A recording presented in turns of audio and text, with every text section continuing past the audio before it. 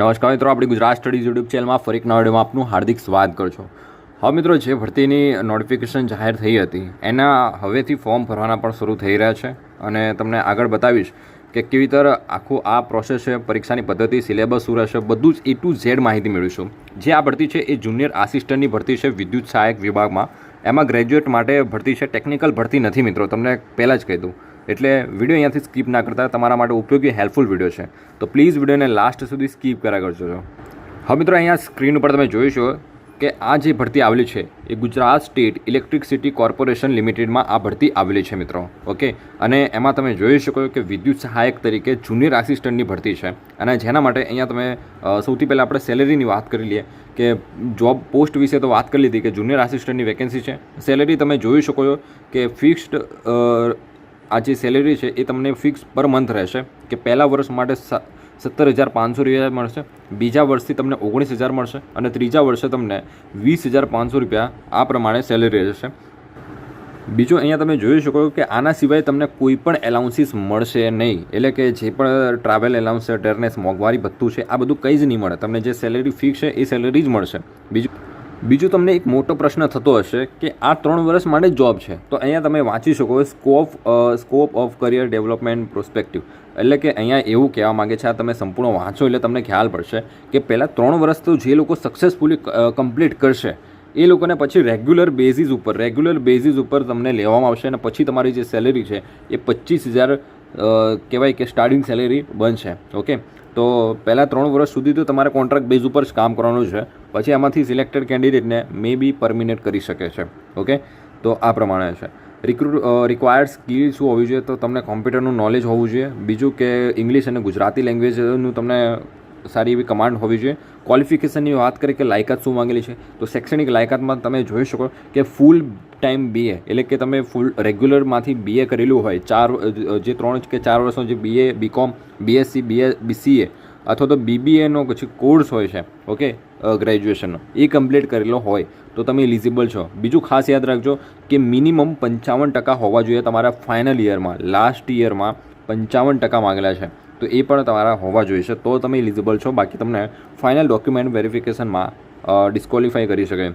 એજ લિમિટની વાત કરીએ તો એજ લિમિટ કેટલી છે, તો અનરિઝર્વ જે જનરલ કેટેગરી છે એમના માટે 30 વર્ષ મેક્સિમમ એજ લિમિટ છે.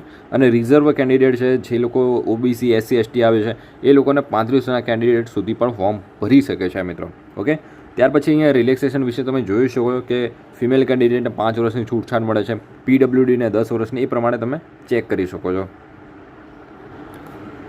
ત્યાર પછી આગળ વાત કરીએ ફીઝની કે કેટલી એપ્લિકેશન ફીસ કેટલી છે, તો આ જે ફીસ છે એ નોન રિફંડેબલ છે, એટલે કે રિફંડ નહીં મળે. બીજું કે આમાં તમને જે કહેવાય છે ને કે ચલાન રૂપે એ 500 રૂપિયા તમારે ચલાન ભરવાનું રહેશે. OBC જનરલ અને EWS કેન્ડિડેટને 500 છે.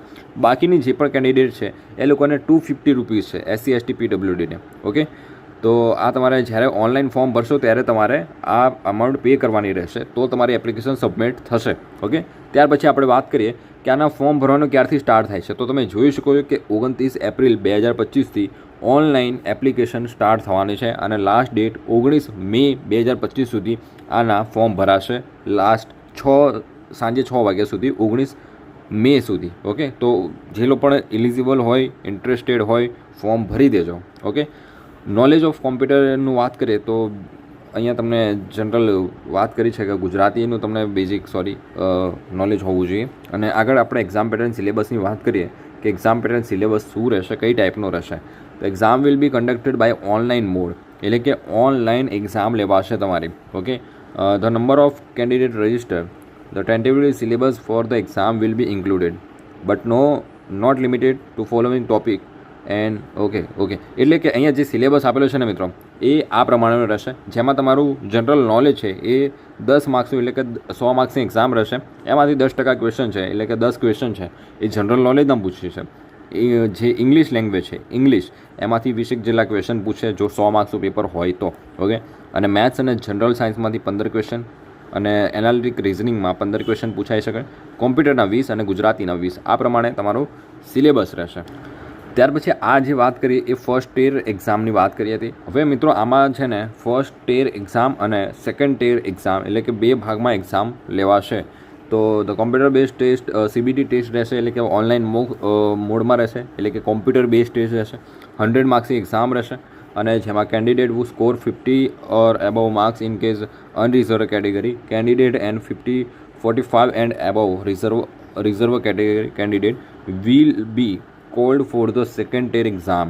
ઓકે, એટલે કહેવા એવું માગે છે કે જે જનરલ કેટેગરી હોય એ લોકોને મિનિમમ 50 માર્ક્સ લાવવા પડશે. ઓકે, 100માંથી 50 માર્ક્સ લાવશે અથવા તો એનાથી વધારે માર્ક્સ લાવશે એ લોકોને સેકન્ડ ટિયર એક્ઝામ માટે બોલાવવામાં આવશે. બાકી જે રિઝર્વ કેટેગરી છે એ લોકોને 45 અથવા તો 45થી વધારે માર્ક્સ લાવવા પડશે તો એ લોકોને સેકન્ડ ટિયર એક્ઝામ આપવા મળશે મિત્રો. ઓકે, તો આમાં 2 સ્ટેજમાં એક્ઝામ છે અને ક્વેશ્ચન પેપરની જે લેંગ્વેજ છે ને મિત્રો, અહીંયા તમે જોઈ શકો છો ઇંગ્લિશ અને ગુજરાતી લેંગ્વેજ રહેશે, એટલે કે બંને ભાષામાં તમને ક્વેશ્ચન પેપર જોવા મળશે અને કોમ્પ્યુટર બેઝ ટેસ્ટ રહેશે.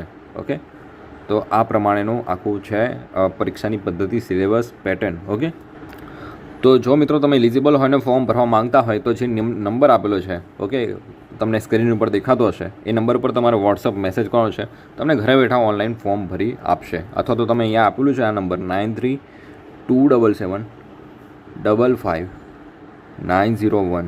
ઓકે, તો આ નંબર પર તમે કોન્ટેક્ટ કરી શકો છો, તમને ઘરે બેઠા વોટ્સઅપ પર ઓનલાઈન ફોર્મ ભરીને PDF મોકલી આપશે.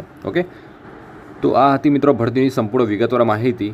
જો તમે આના સિવાય પણ કોઈ ડાઉટ હોય તો કોમેન્ટ સેક્શનમાં કોમેન્ટ કરીને પૂછી શકો, જરૂરથી રિપ્લાય આપીશ. મળે નેક્સ્ટ વિડીયોમાં. આજ વિડીયો પર તો આટલું જ.